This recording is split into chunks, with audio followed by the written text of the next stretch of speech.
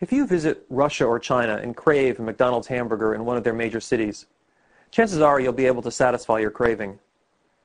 But the economies of these countries are historically very different from the economy of the United States.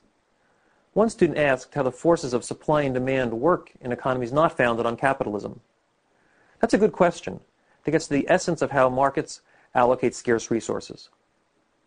The forces of supply and demand are at work whenever buyers and sellers interact with one another. In market-oriented economies like the United States, the government usually lets these forces allocate resources. Prices bring supply and demand into equilibrium, and they guide the decisions of producers and consumers. In more centrally planned economies, the government tries to supplant many of these decentralized decisions with its own. Prices may be set by fiat instead of by the market. Decisions over what to produce, how it is produced, and who gets the output may be determined by a bureaucrat rather than by private decision makers in the market. Experience suggests that such central planning does not work well. For one, it fails to harness the magic of the invisible hand.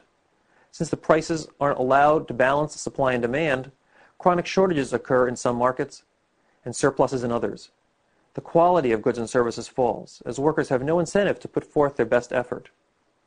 Productivity is low. These resources can't flow from the least efficient firms and industries to the most efficient ones. That is why many countries around the world are making the transition from central planning to market economies. Even China and Russia have made significant market-oriented reforms in recent years. In Russia, most state-owned enterprises were privatized in the 1990s, and the government abandoned controls over most prices.